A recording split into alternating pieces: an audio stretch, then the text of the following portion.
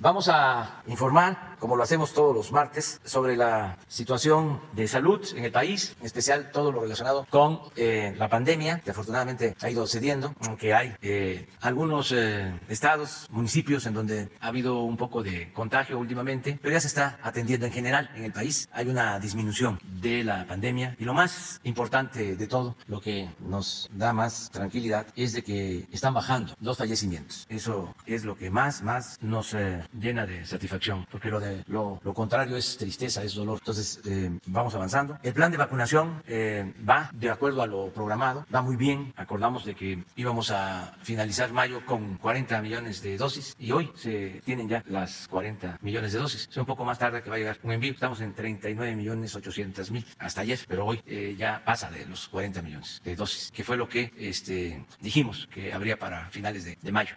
De modo que vamos a informar el doctor Alcocer, secretario de Salud, que le corresponde la segunda dosis el día de hoy. Y ayer que tuvimos la reunión de salud que hacemos lunes y jueves, comentaba de que no nos iba a acompañar porque iba a ir a que le pusieran su vacuna. Lo convencimos para que lo haga aquí, porque es muy importante de que se dé confianza, de que la vacuna ayuda, que no afecta. Quienes se ponen la vacuna tienen protección y no solo es un asunto médico, también es un asunto de seguridad, es un asunto emocional. También el ponerse la vacuna da seguridad. Por eso vamos a seguir promoviendo de que todos nos vacunemos. Y después del doctor Alcocer, pues Hugo López Gatell va a informar sobre cómo vamos. Nos va a informar la maestra Delfina Gómez Álvarez sobre el regreso a clases presenciales. El secretario de Relaciones Exteriores, Marcelo Ebrard, sobre el abasto de vacunas y la distribución logística, el llevar la vacuna hasta donde se necesita, hasta los lugares más apartados. Esto se ha encargado al secretario de la Defensa, a Luis Crescencio Sandoval González, y a las Fuerzas Armadas, porque ayuda también la Secretaría de Marina. Entonces vamos a iniciar la información. Con su permiso, señor presidente. Muy buenos días a todas y todos ustedes. Como es bien sabido, la política de vacunación dirigida por el presidente licenciado Andrés Manuel López Obrador nos está devolviendo, como acaba de señalar, la tranquilidad, la esperanza y, como fue anunciado a su inicio, empieza a ser evidente la eficacia de las vacunas COVID para reducir las infecciones al virus SARS-CoV-2, las admisiones hospitalarias y los desafortunados fallecimientos. Al inicio de la semana 22, la pandemia en México sigue en descenso y la vacunación avanza. En el pulso de la salud, como acaba de mencionar el señor presidente, el doctor López Gatell les mostrará los elementos clave que sustentan el mencionado descenso de la actividad de la pandemia y del estado que guarda la vacunación, pues en la semana previa se lograron aplicar 3.805.126 vacunas como ejemplo. La maestra Delfina Gómez nos mostrará cómo terminó la vacunación en el personal educativo, tanto público como privado, al cabo de 6 semanas de su inicio y cómo va a ser el regreso a clases presenciales. El canciller Marcelo Ebrard nos hablará sobre la perspectiva en el camino de seguir asegurando las vacunas para nuestro país. Y el general Luis Crescencio Sandoval nos mostrará cuáles son los elementos centrales de la logística y la seguridad para lograr la llegada del producto biológico al sitio de su aplicación. Muchas gracias. Hugo, por favor. Presidente, con su permiso. Con mucho gusto, maestro, secretarias, secretarios, muy buenos días tengan todas y todos ustedes. Como ya dice el secretario Alcocer y ha mencionado el presidente, la epidemia de COVID-19, aunque persiste, lleva ya 19 semanas consecutivas a la baja y estamos en la semana número 20 de reducción. En lo que se prevé de las siguientes 2 semanas se sigue visualizando una tendencia de reducción. Ya se conoce que generalmente esperamos en las 2 semanas que están más recientes a ver el acúmulo de los datos para verificar esta situación. Pero vamos a ver la primera imagen, que es nuestra curva epidémica de casos estimados, y lo que se puede ver es que el punto máximo ocurrió en la primera semana de enero y desde entonces desciende. En el cambio más reciente de las últimas semanas de la información es de 5% la reducción, pero es una reducción general de 92% desde el punto más alto hasta la información más reciente. Lo mismo vemos que menos del 1%, 0.7% de los casos son casos activos. Cuando consideramos todos los casos que se han registrado a lo largo de la epidemia, solamente 0.7% son de los últimos 15 días con capacidad de contagiar. La siguiente, por favor. Lo mismo se ve Para las personas que están hospitalizadas, se ha ido reduciendo, se han ido desocupando las unidades COVID y algunas de ellas que permanecen activas mantienen siempre la capacidad de readaptarse si es que existieran repuntes, como existe en algunas de las entidades federativas. Particularmente hemos mencionado Quintana Roo y Colima como dos entidades federativas en las que la tendencia ha sido creciente desde la Semana Santa, pero en el resto de las entidades federativas en general hay una tendencia estable o en la mayoría a la baja también.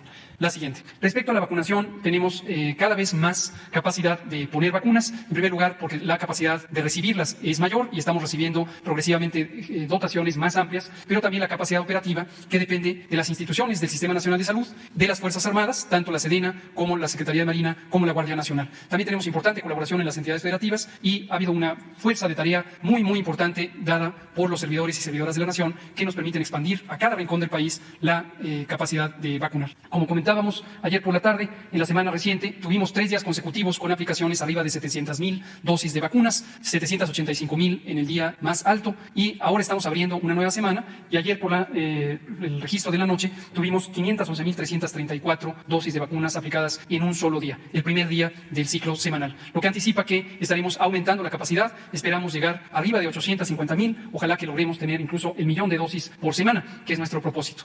Esto en la medida que hemos avanzado ya en terminar todo el ciclo de vacunación de las personas trabajadoras de la educación. Esto lo explicará a detalle la secretaria de Educación, la maestra Delfina Gómez Álvarez, pero también estamos terminando ya lo que correspondió a la etapa 2, que somos las personas de 50 años a 59, que recibimos al menos la primera dosis de vacuna y según el calendario que se especifica para cada vacuna, estaremos recibiendo la segunda cuando nos toque. Pero prácticamente esta semana terminamos 50 a 59 y ya esta misma semana abrimos 40 a 49 y tenemos un avance inicial muy positivo. La siguiente, por favor. Casi 31 millones de dosis se han puesto en México desde la primera, que se puso el 24 de diciembre del año pasado. Casi 31 millones de dosis se han distribuido por todo el país y se han aplicado a un número sustancial de personas que ahorita comentaremos. La siguiente. Estas son la cantidad de personas, 22,43,213 personas que hemos recibido la primera o la segunda dosis, y esto representa 25%, la cuarta parte de la población adulta. 1 de cada 4 personas adultas en México ha sido vacunada contra el COVID-19. Y en su mayoría son esquemas completos, casi 60%, 57% son esquemas completos. Ya no hace falta ninguna dosis adicional, ya sea porque recibieron las 2 dosis de 4 de las 5 vacunas o bien la única dosis necesaria en el caso de la vacuna CanSino. 43% son esquemas recientes y por lo tanto de momento solo tienen la primera dosis. Podemos ver también algunos detalles con el arranque en 11 entidades federativas de la vacunación de personas de 40 a 49. Arrancamos ya en 11 entidades federativas. A lo largo de la semana se estará teniendo cobertura en todas las entidades federativas y tenemos 82,398 personas que tan solo en el día de ayer ya fueron vacunadas y tienen 40 a 49 años de edad. Y las embarazadas, que son un sector de la población de gran importancia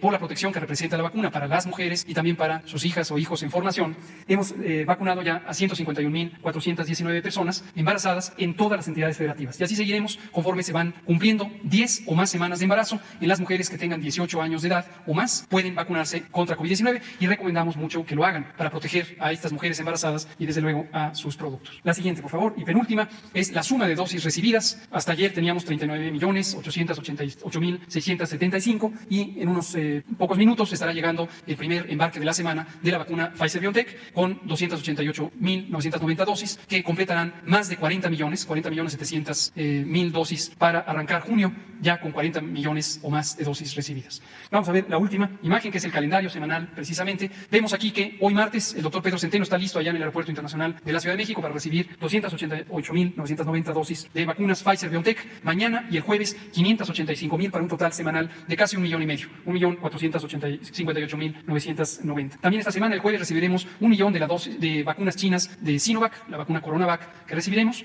y por anunciarse a lo largo de la semana tendremos la liberación de los lotes de vacuna AstraZeneca que se fabrican en Argentina, se envasan aquí en México en la compañía Leomont y estarán siendo liberados después de este proceso adicional de inspección y evaluación que condujo Astra y la propia compañía Leomont. Pero estarán siendo liberadas. Por el momento arrancamos la semana con 2,5 millones prácticamente de dosis de vacuna, pero tendremos un tanto más a lo largo de la semana. Esto es todo.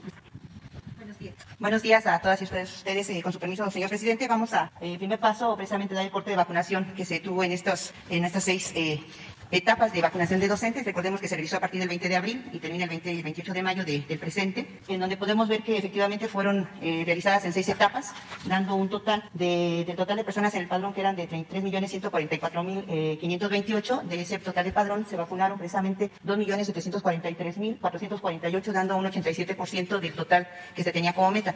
Cabe aclarar que este resultado es porque en algunos casos, como el caso de Chihuahua, por ejemplo, que hizo un ejercicio muy interesante en donde le preguntaron a los docentes cómo se había vacunado, resulta que del total de los encuestados fue el 95%, porque algunos se habían vacunado precisamente en la etapa de 60 o más, y otros, por precisamente la cercanía que tenían con Estados Unidos, tuvieron la oportunidad de precisamente irse a vacunar bajo ese rango. Sigamos a la siguiente, por favor. Vamos a ver ahí ya de manera desglosada cada una de las etapas, etapa 1, 2, 3, en donde viene precisamente cada uno de los estados, así como el número de vacunados, y así nos vamos con la siguiente etapa, que también es la 4, 5 es la siguiente lámina, y en la etapa 6 es donde yo les comentaba, el caso de Chihuahua, que ahí maneja que es 62%, pero sin embargo, si se hace un análisis por parte del gobierno estatal, nos da un 95% de acuerdo a ese tipo de alteración. Continuamos, por favor. Esto es gracias a todas estas fotografías, bueno, es en atención a, precisamente aprovecho como Secretaría de Educación agradecer a todos y cada uno de los que participaron, precisamente para lograr el resultado de la vacunación de nuestro personal educativo, tanto de escuelas públicas como privadas. Agradezco a todos esa gentileza y ese apoyo que dieron. En lo que se refiere, si damos seguimiento, esas son algunas de las fotografías que efectivamente pues fueron tomadas en este proceso, y que bueno, pues ya con eso podemos decir que concluimos, a reserva de que si hay algún docente que por ahí por alguna causa no se vacunó, pues todavía hay la buena intención de salud, que yo agradezco, de que pueden precisamente ir a los centros de vacunación y hacer lo propio para que ningún docente, ningún personal de alguna institución educativa quede fuera o que no quede con el proceso de vacunación. Y ya con esto, dando precisamente la primera etapa, que es la vacunación, pues ya vamos a iniciar con lo que es precisamente el regreso a clases. Ahí lo que llevamos de manera muy precisa, les comento, se han tenido reuniones con gobernadores y con secretarios de educación, tanto de salud como de educación pública de cada estado, con la finalidad de precisar y dar a conocer precisamente y fortalecer lo que ya en su momento se dio, que es el protocolo para el inicio de regreso a clase segura. Ahorita tenemos, en el siguiente tenemos un cuadro en donde efectivamente están los estados que ya precisamente están con ese regreso a clases, que tenemos por un lado, bueno, Campeche, que recordemos que ellos inician en ese afán, y que agradezco mucho la intención que tuvieron y la buena disposición que siempre mostraron respecto a regresar, y que bueno, ahorita por una situación que se presenta de semáforo amarillo,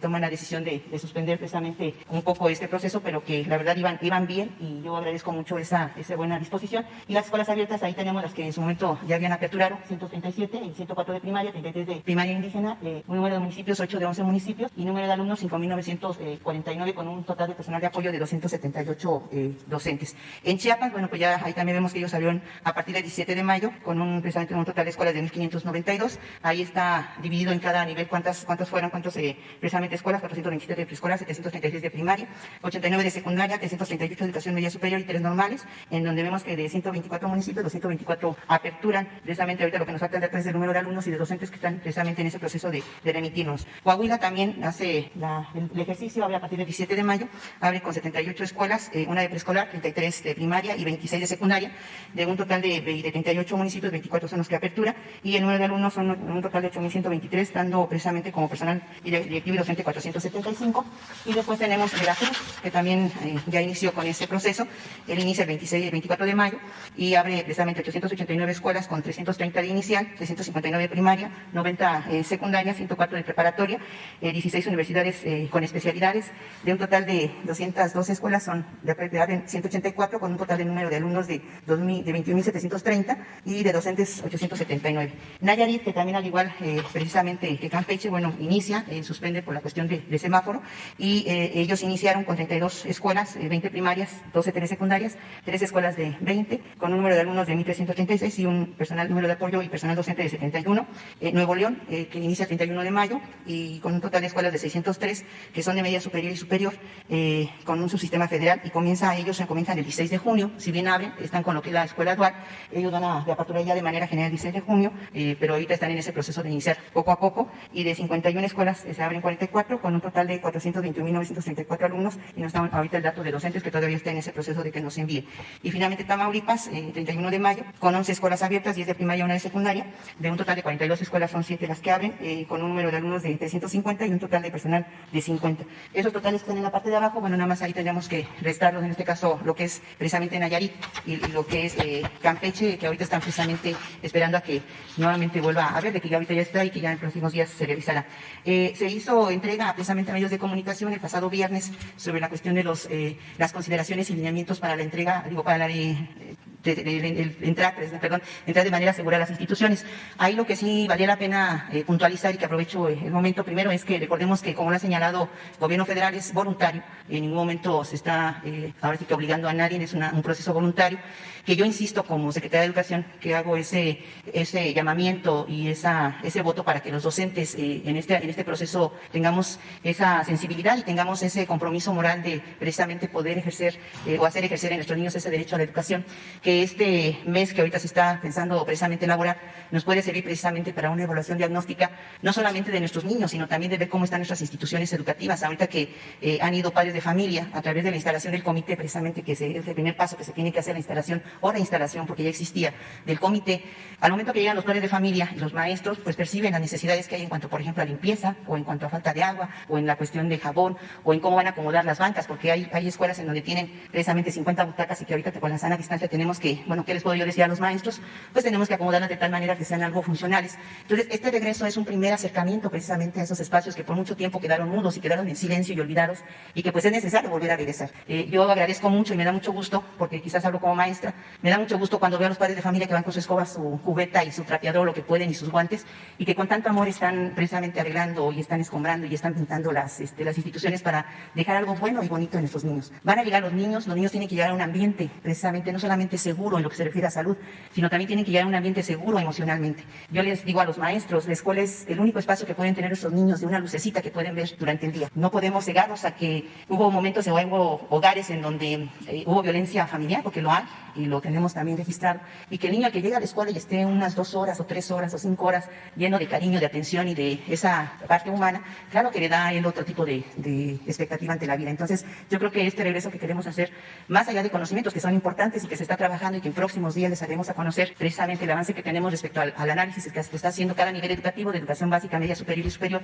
en cuanto a los aprendizajes esperados y en cuanto al plan y programas de estudio, porque obviamente esta pandemia nos tiene que precisamente permitir reflexionar acerca de cómo va a ir la educación a partir de esta etapa. Pues yo creo que ahorita lo que nos permite, insisto, es precisamente reencontrarnos como sector educativo, reencontrarnos con nuestras instituciones y valorar precisamente lo que tenemos, que es esa capacidad de poder servir a los demás. Entonces, en cuanto, insisto, al regreso de clases, voluntario, gradual, que cumpla con el protocolo que se estableció por parte de la Secretaría de Salud, que hemos tenido precisamente una buena comunicación, que hemos estado analizando y seguiremos analizando y actualizando en la medida que se vaya dando esta dinámica del regreso, seguiremos actualizando. Recordemos que estamos en ese proceso de adaptación y que como tal pues estamos abiertos precisamente a esos cambios que se tienen que dar de acuerdo a la etapa que estamos viviendo. Entonces, eso sería cuanto, y bueno, pues quedo a sus órdenes. Muchas gracias.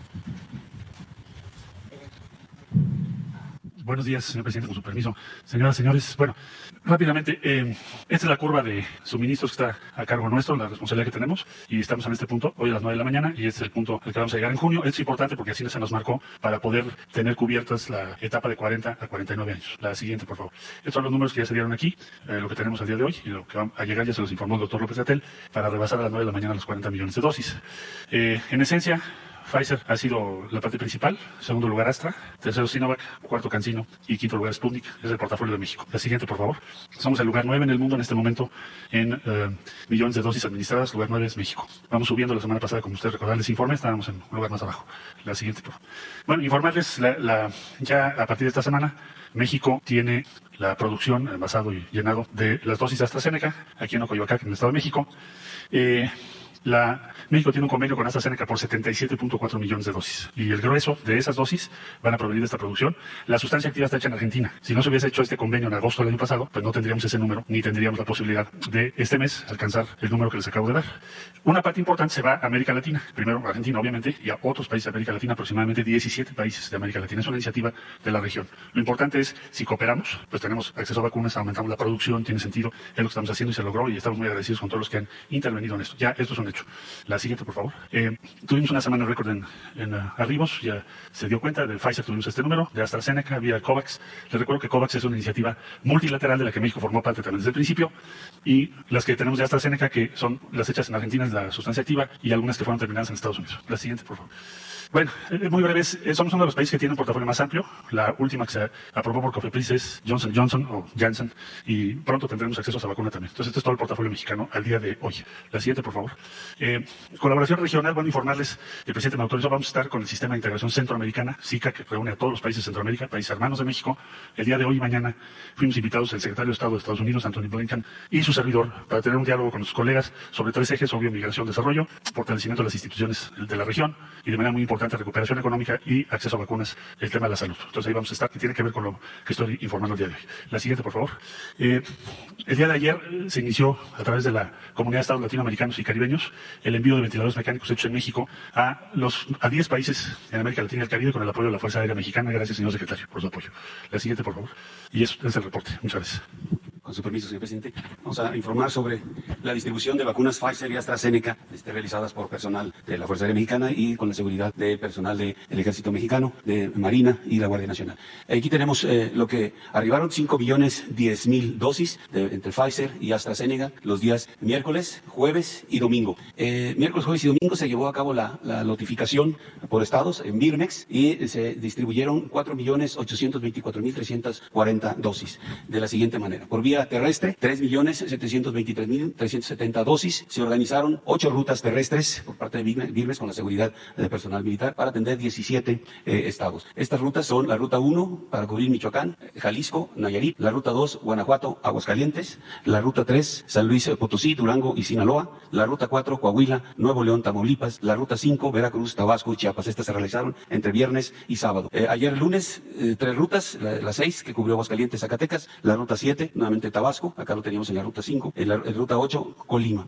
Acudieron a Birmex 7 estados a recibir sus vacunas. El viernes fue Morelos, Puebla, Tlaxcala, Hidalgo y Querétaro, y ayer lunes Ciudad de México y Estado de México. Por vía aérea se distribuyeron 1.100.970 dosis. Se establecieron 4 rutas para atención a 8 estados. El viernes cubrimos 2 rutas: la 1, Baja California Sur, Sonora, Chihuahua; la ruta 2, Oaxaca, Campeche, Yucatán y Quintana Roo. Ayer lunes la ruta 3, cubriendo también Baja California Sur, Baja California, Sonora y Chihuahua; y la ruta 4, Campeche, Yucatán y Quintana Roo. Adelante, por favor. Como resumen, viernes, sábado y lunes se realizaron la transportación de 4.824.340 dosis, con por vía terrestre 3.723.370 dosis, vía aérea 1.100.970 dosis. Cubrimos 32 entidades federativas.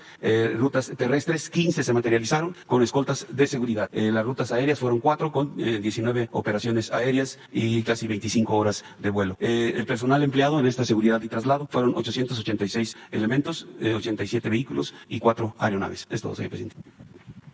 Bueno, pues vamos avanzando en el plan de vacunación.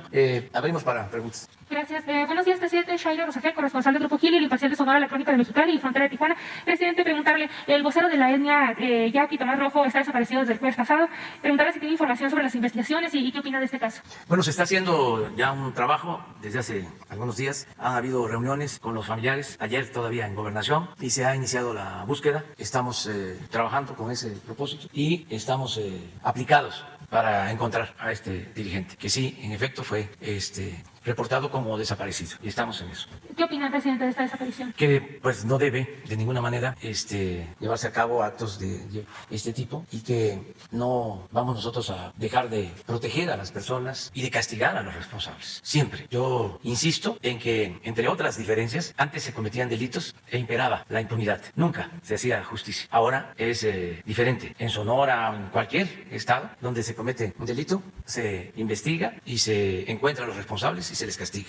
Ahora que estamos en este proceso electoral, que algunos candidatos lamentablemente han sido agredidos y hasta han perdido la vida, mujeres y hombres, casi en todos los casos se tienen detenidos presuntos responsables. Vamos mañana a informar sobre eso aquí, porque han presentado denuncias sobre estos hechos, y queremos informar de cómo se ha avanzado en el castigo a los responsables. Hasta en el caso reciente de la candidata de Guanajuato, que fue lamentablemente asesinada, ya ayer hubieron detenciones. Entonces, esto lo digo no para solo informar de cómo estamos actuando. Lo digo porque a los que se portan mal les puede llegar la información. Que no estén pensando que van a cometer un ilícito y no va a suceder nada. porque están bien parados, porque tienen compradas a las autoridades, porque tienen influencia. Eso ya no funciona, ya no aplica, ya son otros tiempos. El que comete un delito es castigado. Entonces, vamos a seguir actuando así. Gracias, presidente. Ahora, con el regreso a clases, me gustaría preguntar qué escenario se prevé de COVID-19. Si tienen previsto que haya algún repunte o un pequeño repunte de casos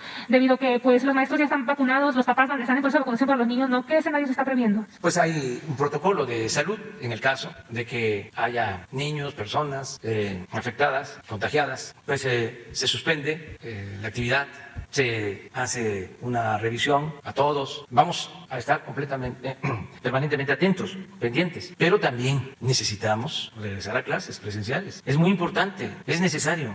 No podemos seguir así. Fue una medida alternativa, la educación a distancia, pero no podemos tener todo el tiempo a los niños, a los adolescentes frente al televisor. La escuela es el segundo hogar y no solo es conocimiento, es comunicación, es el que haya socialización, que los niños puedan estar con sus amiguitos, niñas, niños, que los adolescentes lo mismo, que estén con sus maestros, con sus maestras. Eso es insustituible. Entonces pueden algunos con todo su derecho sostener de que no es tiempo, de que ¿por qué regresar ahora si se puede hacer cuando inicie el nuevo ciclo escolar? Pero imagínense cuánto tiempo.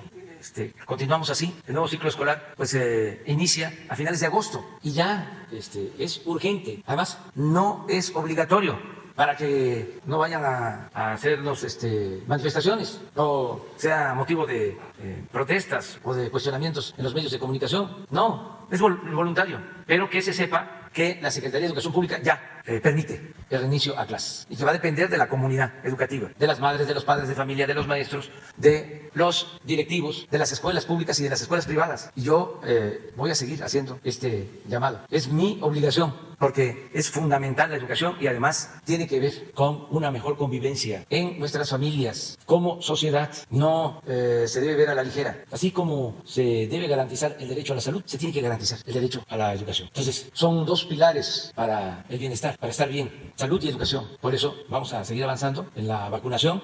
Ya se comenzó de 39 a 40 y siguen llegando vacunas y vamos a tener abasto suficiente y vamos a cumplir para que en octubre estén vacunados todos los mexicanos, estemos vacunados todos de 18 años en adelante, todos en octubre, para que con la llegada de la temporada de lluvias y el invierno, se padezca, que estemos todos protegidos. Ese es el plan.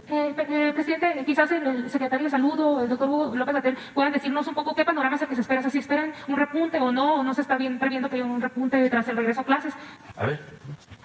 Con mucho gusto, Sheila. Gracias por esta pregunta que nos ayuda a que todo el mundo tenga un contexto claro sobre la epidemia. Algunos conceptos generales que hemos venido diciendo desde hace 14 meses. Mientras exista la epidemia en el mundo, puede existir en cualquier país. Entonces, la epidemia sigue en el mundo y en otros países, la región de Europa Occidental, por ejemplo, América del Sur en este momento, han tenido repuntes. En algunos casos, afortunadamente, ya empiezan a entrar en control países que tenían una gran intensidad epidémica. India, por ejemplo, lleva ya varias semanas con descenso después de que llegó a una situación muy importante. Segundo, este fenómeno se puede presentar a pesar de tener descensos por distintas razones y difícilmente se puede identificar un solo factor. La apertura de las escuelas, la apertura de los mercados, la apertura de los puertos, la apertura de las fronteras. Hay múltiples razones por las que puede reemerger la epidemia en algún país del mundo, incluso en nuestro país. O en una entidad federativa. Puede ocurrir, como nos ocurre, la gran mayoría del territorio nacional se mantiene a la baja y, como lo mencioné hace rato, hay unos pocos entidades federativas que tienen tendencias al alza. Tercero, la situación de la educación pública y su cierre temporal como una medida de control epidémico no debe dejarse de ver que una cosa es la decisión al inicio de la epidemia y otra cosa es 14 meses después. La misma situación, abrir las escuelas o mantenerlas abiertas, tiene un significado radicalmente distinto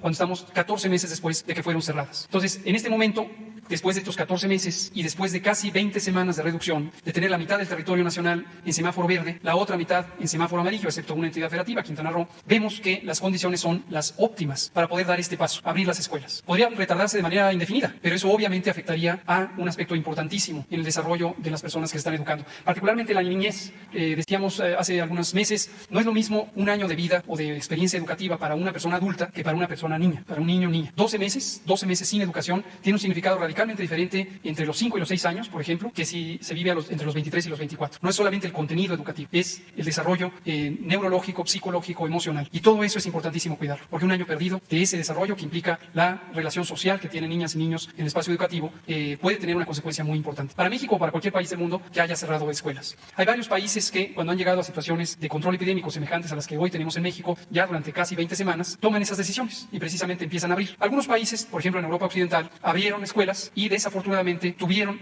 otros factores además que llevaron a que se reactivaran las epidemias y tuvieron cierres parciales. En realidad los modelos de manejo epidémico son en general semejantes. Los momentos de tomar las decisiones dependen de la realidad epidémica del país. Termino diciendo lo que dejamos muy en claro hace también varias semanas para que nadie se sorprenda. Aquí hemos dicho con toda claridad cómo han ido ocurriendo las cosas. Quizá recordarán algunos que cuando la epidemia estaba solo en China, aquí en este mismo foro, dijimos garantizamos que la epidemia va a llegar a México, porque nos gusta hablar así de claro, que la sociedad sepa lo que puede pasar. ¿Puede haber casos en las escuelas cuando se abran? Definitivamente puede haber casos, pero para eso están previstos los mecanismos de respuesta. Los mecanismos no son nuevos, ni se han creado solamente para las escuelas. Y los métodos epidemiológicos que se usan en el Sistema Nacional de Salud Pública están establecidos desde hace muchos años y se han ido refinando durante la epidemia de COVID. Se hacen, en caso de que hubiera un caso, por ejemplo, de enfermedad COVID en una escuela, se activan los mecanismos de notificación inmediata, de estudios de casos y contactos, y se hacen las intervenciones de no solamente de mitigación en el conjunto de la escuela, sino de contención. Esta metodología está muy establecida en el sistema de salud pública. Y lo que se puede esperar es, si en determinado momento en una escuela apareciera un caso, que rápidamente se estudiaran los contactos. Afortunadamente, las personas adultas ya tendrían un riesgo bajo, muy bajo de enfermedad, precisamente porque las hemos vacunado. Niñas y niños, adolescentes, ¿podrían contagiarse? Sí podrían, pero tenemos la tranquilidad de que la evidencia científica, documentada en México y en el mundo a lo largo de la epidemia, muestra que la probabilidad de enfermedad de consideración, enfermedad grave, es muy baja comparado con las personas adultas. Entonces da espacio, da oportunidad a la contención. Gracias. En Chile, en cualquier caso, dijiste que había humanos. ¿No han advertido ustedes? Las enfermedades epidémicas de origen infeccioso son muchas, no solamente COVID-19. El fenómeno de gripe aviar son las especies o cepas del virus influenza que mayormente predominan en las especies animales distintas a los seres humanos. Se conoce desde hace mucho tiempo que los virus influenza afectan mayormente al reino animal, incluyendo a los seres humanos, pero el resto del reino animal también es afectado. Múltiples especies, aves silvestres, aves de corral, aves domésticas, perros, gatos, caballos, puercos, delfines, ballenas, múltiples especies animales pueden tener infección por influenza. Y el tránsito o el traspaso que puede haber de una especie a otra depende de la complejidad de las mutaciones que presentan los virus del tipo influenza. Entonces, cuando ocurren traspaso de especies animales a seres humanos, entran en juego los mecanismos del Sistema Global de Vigilancia Epidemiológica de Virus Respiratorios, antes llamado Sistema Global de Vigilancia de Influenza, al que México pertenece desde 1954. Y nosotros tenemos un mecanismo continuo de vigilancia epidemiológica del síndrome respiratorio agudo grave, de la enfermedad tipo influenza y de las cepas, tipos y variantes del virus influenza, igual que lo hacemos ahora para el virus SARS-CoV-2. En México no hemos detectado este fenómeno en donde haya traspaso directo de animales a humanos de las variantes de influenza que circulan en el país. En este momento, en el hemisferio norte, que vivimos en la temporada baja de virus influenza, la actividad epidémica es mínima y desde luego de octubre a marzo, como ocurre todos los años, todos los países del hemisferio norte tenemos la temporada alta y es donde puede ocurrir con mayor probabilidad la expansión de influenza, la propia de los humanos, la que ya está establecida entre humanos, o eventualmente la que se intercambiara de especies animales a seres humanos. Así es, estos casos suelen ocurrir a lo largo del año en todos los países. Cuando es la temporada alta, que en el caso de ahora es en el hemisferio sur, es más probable que esto, una vez que ocurra, se expanda. En el hemisferio norte, el periodo de más preocupación es de octubre a marzo. Que ocurra un caso no quiere decir que va a ocurrir una epidemia y mucho menos una pandemia. Estas pandemias, que ocurren por transformaciones genéticas de muy amplia gama en los virus influenza, ocurren periódicamente, como nos ocurrió hace 12 años, en el año 2009. Y eventualmente puede haber una nueva pandemia de influenza a lo largo de los siguientes años. No es posible predecir científicamente exactamente cuándo, pero sí se sabe que en general, con periodos o intervalos que van de 10 a 15 años, se presentan fenómenos pandémicos por los virus influenza. Gracias, buenos días a todos. Liliana de Recursos Saludable. Señor presidente, el próximo domingo es el momento electoral más importante de la historia. Quisiera preguntarle, o más bien solicitarle, cuál sería su mensaje a la nación para que salgamos a ejercer nuestro derecho a votar, pero sin el temor al contagio, dado que están dadas valga la redundancia, dadas las condiciones para que esto sea de una forma segura para los ciudadanos, pero todavía existe cierto temor. ¿Qué le diría usted a la población? Y una segunda pregunta para la maestra, la secretaria de Educación. Pues ayer hablamos de que es muy importante el convertir en realidad la democracia, que todos participemos, que el próximo domingo se asista a las casillas y se pueda ejercer el derecho a votar, a elegir a las autoridades, que se haga de manera libre, que se vote en secreto, que no haya compra de votos, que no intervengan las autoridades para favorecer a candidatos, a partidos, que no se use el dinero del presupuesto, que es dinero del pueblo, para beneficiar a ningún candidato, a ningún partido, que no haya fraude electoral, que demos un ejemplo los mexicanos también en este terreno de que se está cambiando, de que hay una transformación. En el mundo hay mucho reconocimiento a México. Desde luego, de tiempo atrás, en el mundo quieren mucho a México, a nuestro país. Y ahora hay un reconocimiento por la manera en que estamos llevando a cabo entre todos una transformación pacífica, la forma como se está erradicando, desterrando la corrupción. Y se nos presenta esta oportunidad de también agregar a toda esa fama que tiene México en el mundo, el que somos un país auténticamente democrático. Es un trabajo, una tarea, una misión de todos los mexicanos. Por eso tenemos que participar y ayudar para que las elecciones sean ejemplares. Ese es mi llamado. Gracias. Y si me lo permite, señor presidente, preguntarle a la secretaria, la maestra Delfina, de Educación Pública. Maestra, me pregunta la gente en Fresnillo, Zacatecas, que tuvieron una reunión virtual el día de ayer y hoy ya los administrativos de los CBTs ya están requeridos en sus unidades de trabajo para presentarse a laborar a partir del día de hoy. Ellos me hacen la mención que están en el semáforo amarillo y que dicen que es una obligatoriedad ya presentarse el día de hoy. Quisieron saber ellos si esto es cierto, porque hacen la mención de que solamente son el personal administrativo, más no los docentes y por supuesto no los alumnos. ¿Qué nos podría decir al respecto? Gracias. Bueno, primero dejar precisamente claro que es voluntario. Sin embargo, también depende y tiene la facultad cada estado de precisamente organizar y establecer mecanismos de adecuación o de coordinación de trabajo. Puede ser que el CBT lo que hace ahorita como primera instancia es precisamente citar a su personal administrativo con la finalidad de ver toda la cuestión de papelería, la cuestión de cómo se va a trabajar, por ejemplo, la situación de asistencia, la cuestión de a lo mejor elaboración de proyectos, de a lo mejor guardias, toda la parte que es organizativa y que, bueno, quizás como ya están vacunados ya no corren el riesgo de que aunque estén de manera reunidas puedan correr el riesgo de algún contagio. Entonces, eso depende de cada estado y ahí somos muy respetuosos. Hay estados en donde, por ejemplo, lo que han hecho es trabajar ya en las escuelas preparatorias, lo que es, por ejemplo, lo que llamamos nosotros educación dual, en donde efectivamente los jóvenes tienen que estarse presentando porque tienen prácticas y eso solamente se va evaluando respecto a la elaboración de esas prácticas. Entonces, cada estado precisamente es lo que nosotros manejamos. Hay esa libertad, entre comillas, lo decimos, de que de acuerdo al contexto y de acuerdo a las características que tiene cada estado, incluso que tiene cada escuela, pueden tomar acciones que precisamente no afecten la seguridad de los niños y de los adolescentes y que cumplan con lo que es el protocolo. Entonces ahí es totalmente una instrucción de un Estado que nosotros también respetamos. Sí. Gracias, buenos días, señor presidente. Demián Duarte de el Sonora Power en YouTube. Y bueno, preguntarle, señor presidente, la compañera Liliana preguntaba sobre el tema de la seguridad que podemos tener los ciudadanos a la hora de asistir a la cita con las urnas. En mi estado, que es Sonora en particular, bueno, pues se ha tratado de alguna manera de sembrar la idea de que corremos peligro a la hora de presentarnos a votar. Acabo de estar en San Luis Río Colorado, por ejemplo, y a los ciudadanos de San Luis se les vendió la idea de que no fueran a los actos de cierre de campaña porque había una situación de inseguridad manifiesta. Esta misma idea se ha tratado de impulsar en ciudades o comunidades como Cajeme, como Guaymas, en Palme, con el ánimo, asumo yo, de inducir una baja en la participación de los ciudadanos en la votación. En ese sentido, sería muy importante, señor presidente, un pronunciamiento de su parte al respecto precisamente de la seguridad con la que puedan asistir los ciudadanos a ejercer su derecho al voto el próximo domingo. Y simplemente tengo otra pregunta. Sí, en la época, en el periodo muy largo de antidemocracia en México, pasaba de que se infundía miedo para que la gente no saliera a votar. Entonces, como estamos en un proceso de transición donde lo viejo no acaba de morir y lo nuevo no acaba de nacer, todavía hay esas prácticas antidemocráticas, el infundir miedo para que el ciudadano no salga a ejercer sus derechos. Entre otras cosas lo hacen para poder obtener triunfos, entre comillas, con baja votación. O sea, que tengan nada más los votos que ya de antemano amarraron, que vayan nada más los que ya aceptaron la dádiva o el dinero, pero que no son muchos. Aquí lo he dicho, de un padrón de ciudadanos completo pueden comprar o acarrear un 20%. Por eso la apuesta es a que voten el 35%, porque con ese 20% se alzan con el triunfo. ¿Qué pasa si todos votamos libremente? Si votan el 60% de los ciudadanos, pues ese 20% ya no les alcanza. Por eso se infunde miedo. Es una de las razones. Entonces, el llamado es a no tener miedo, a participar, a ir a votar. Solo así vamos a poder llevar a cabo la transformación del país con democracia. ¿Por qué se arruinó México? Por la falta de democracia. ¿Por qué imperaba la corrupción? Por la falta de democracia. Porque no elegía libremente el pueblo, elegían los potentados. Se llegó al extremo de imponer candidatos con la influencia de los medios de comunicación, candidatos grises que se convirtieron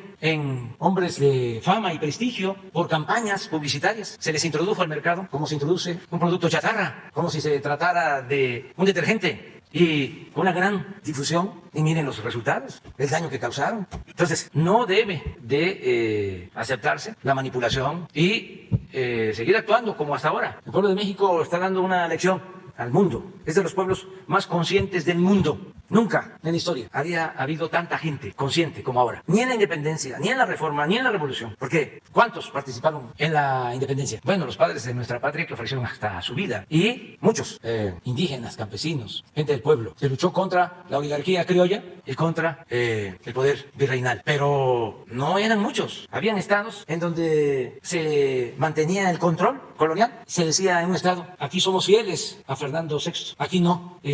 Hay lugar, hay espacio para los revoltosos. Entonces, la independencia, aunque la hizo el pueblo, no fue todo el pueblo. El movimiento de reforma, lo mismo. Participaron los liberales para llevar a cabo las transformaciones, pero no eran muchos. No había mucha participación. Por eso, lo extraordinario de Juárez y de los liberales que lo acompañaban, porque llevaron a cabo una transformación en condiciones muy difíciles. Por eso se ha llegado a decir que fue un milagro o una chiripa, porque cómo enfrentaron al poder conservador, que era poderosísimo, y triunfó el movimiento de reforma. Y no solo eso, se derrotó al ejército más poderoso del mundo en ese entonces, pero tampoco participó mucha gente. En la revolución, que es cuando hubo una mayor participación, tampoco. Muchos se quedaron sin participar.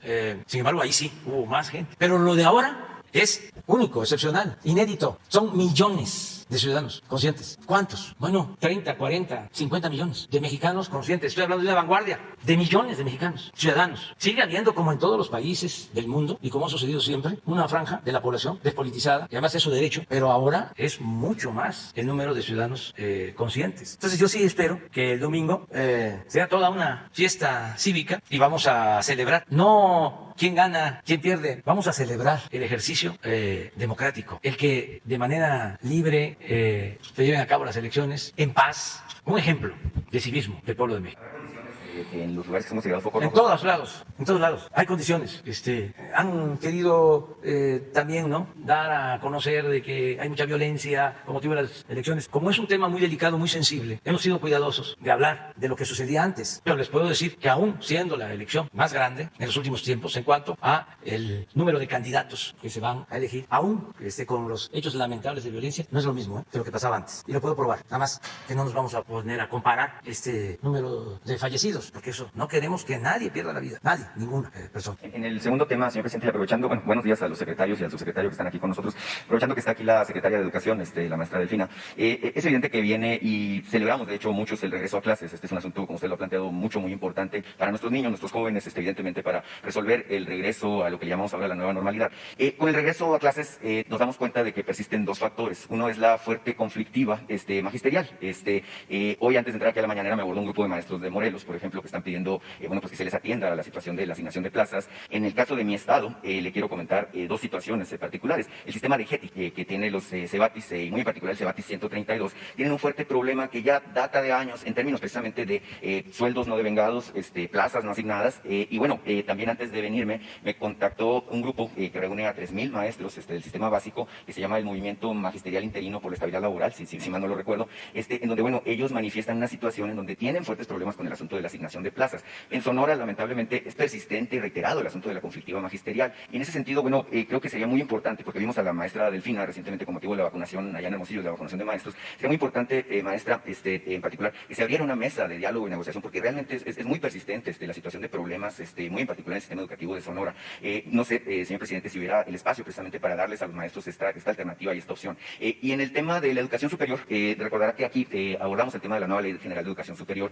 Usted manifestó, bueno, que habría una exposición en este recinto de los avances, de los beneficios que trae esta ley, bueno, que muchos consideran que plantea algunos retrocesos. Y mire, en el caso de mi alma mater, que es la Universidad de Sonora, hemos visto con preocupación que se está incorporando un modelo educativo 2030, ¿sí? Por iniciativa del actual rector, que de hecho está por salir.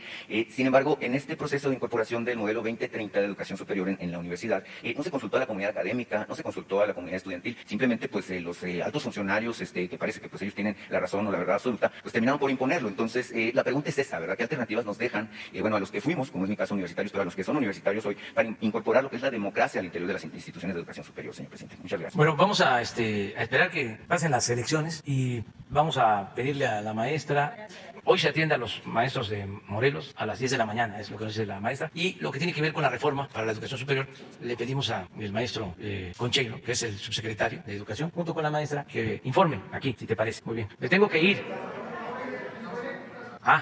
Me tengo que ir porque vamos a conmemorar el Día de la Marina. Un abrazo a todos los marinos de México, un saludo, un agradecimiento por todo lo que hacen en favor de la patria, todos los marinos. Y vamos a estar hoy en Veracruz, vamos a acompañar en esta ceremonia. Si les parece, los 3 quedan mañana, ¿de acuerdo? Los 3, por favor, porque vamos a que vacunen esa...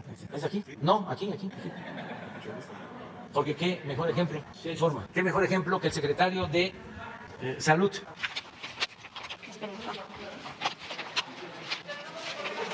A mí me corresponde ya, pero me faltan como 10 días.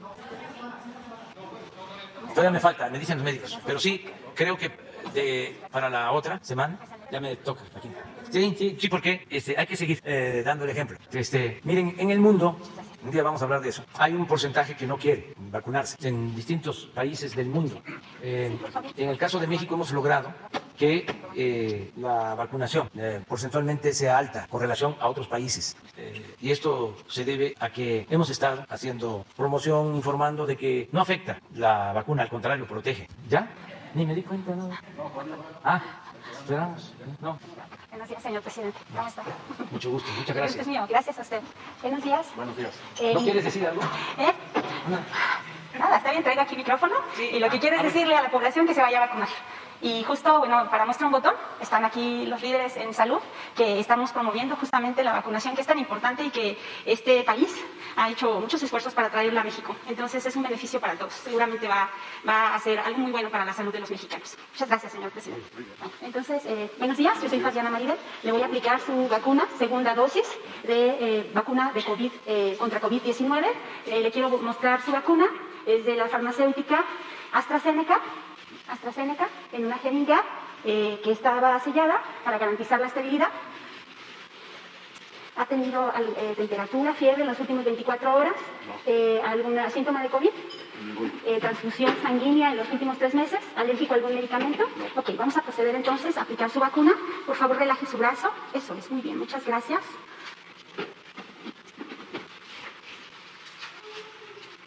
Eso es todo. Puede presentar algunos de los síntomas característicos después de la vacunación, que puede ser dolor, enrojecimiento en el sitio de la vacunación.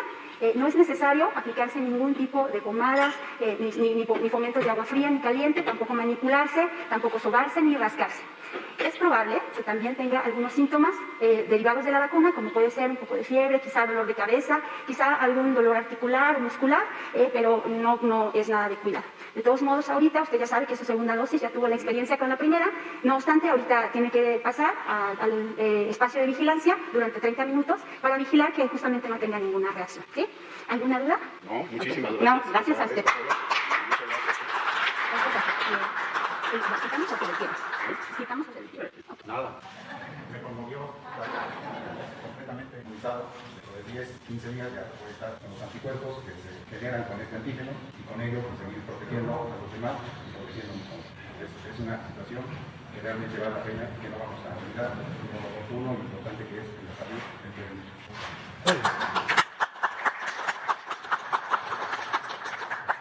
Muchas gracias, muchísimas gracias. Muchas gracias por todo lo que... Hasta luego.